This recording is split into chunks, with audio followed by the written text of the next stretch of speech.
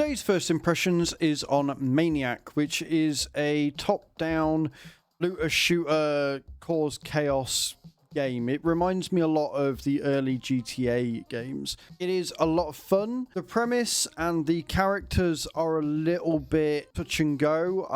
They make me feel a little bit uncomfortable, if I'm honest, about the premise of everything. But the actual gameplay does make up for that. It is incredibly fun. This game is the alpha version, and the full game is set to release on the 28th of this month. So buckle up as we go through all of the settings and the gameplay. Given the type of game that this is, I'm actually quite impressed with the options here. You have got quite a bit that you can go through and change.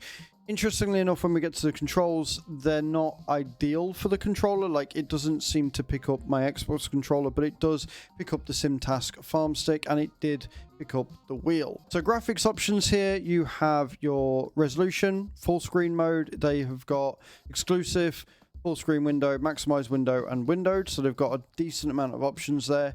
You've got your overall quality, details, post-processing, particles, and then your outlines and VSync on or off as well. Sound options, you've got your sound, your music, and your UI. Everything starts at 66%, which is quite loud. I have turned the music volume down to about 20, and that's about right. Your controls, as I mentioned, it picks up the farm stick, and it won't let me assign the Xbox controller, and as a result, I can't set the buttons to be what they are, although it does pick them up, and I can use the analog stick here to move certain things up and down. The A button on the Xbox controller does act as a accept button or an enter button, but there is no back button or escape button on the controller, and I can't seem to get it to equip that. Hopefully that changes as they get better controller support in the future. And then your gameplay options, you've got your language, you've got your camera, so you've got the static helicopter, you've got the TV helicopter, and you've got the top down. You can have the mouse aim on or off, and you can turn the camera shake up. The camera shake isn't actually all that bad and does add to the overall feel, but it's nice that they've got that you can change the intensity of that as well. On your character selection sheet, you start with Drunk Santa. It gives you the motive in the right-hand side, so you've got the drunk, unemployed, and nothing to lose. You've got the health, their speed, their gun handling, their impact resistance, and their perk, they are crash resistant. You unlock others by completing tasks with Drunk Santa.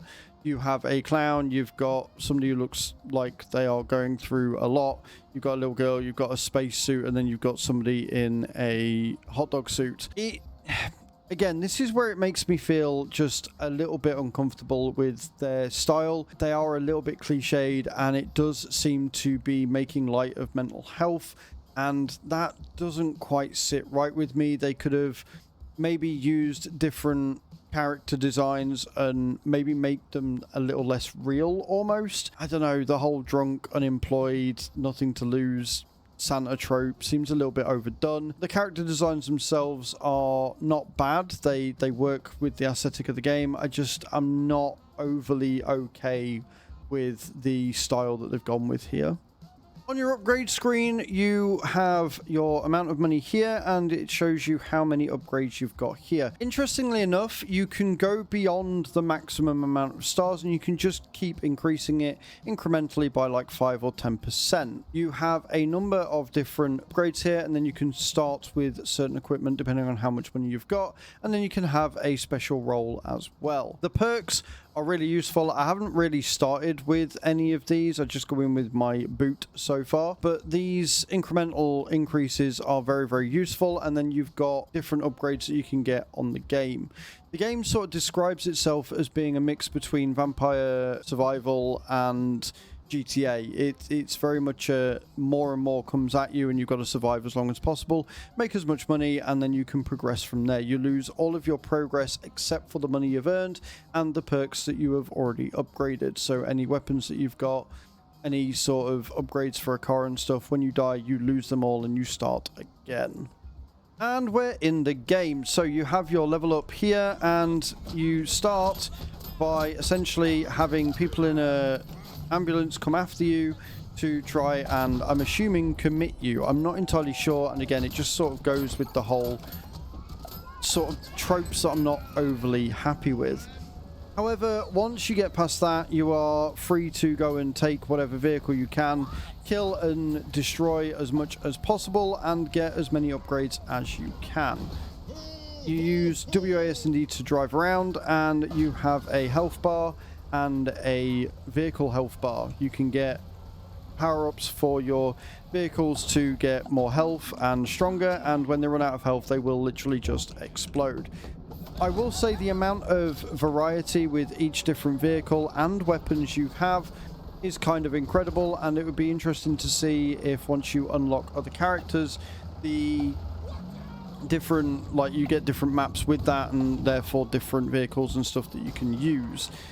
It is a lot of fun. It is pure chaos from the get-go. It does get very loud and quite insane, but overall it is genuinely a fantastic game and very, very much fun.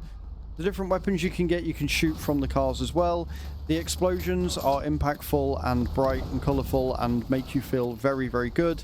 The rate at which new stuff comes after you is fairly well paced. Like, the quicker you destroy things, the more star levels you will get, and the different sort of law enforcement that you will get coming after you, and their vehicles which you can steal as well, get harder and harder to destroy, and they start doing things like blocking off the road, putting spike strips across, putting barriers, having tanks and stuff like that.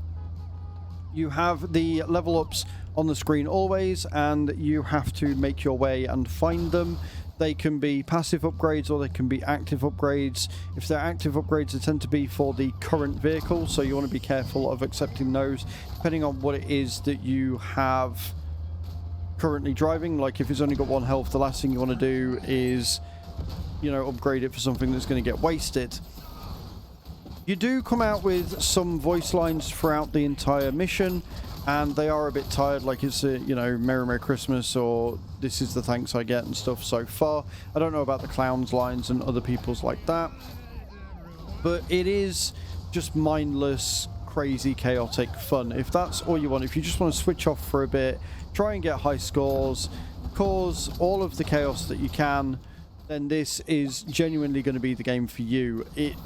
It's very well done. It's another of these games that are very simple in design and yet so very, very well executed.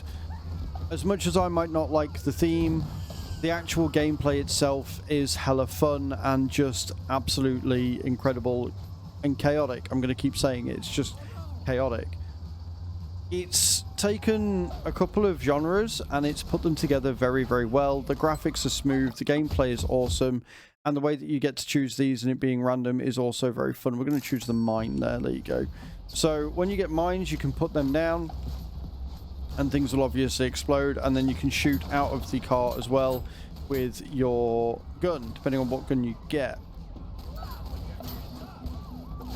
I like the fact that it gives you amount of time to get out, basically. It gives you all of the time in the world to just get out of whatever vehicle you're in to save you from, you know, dying really quickly.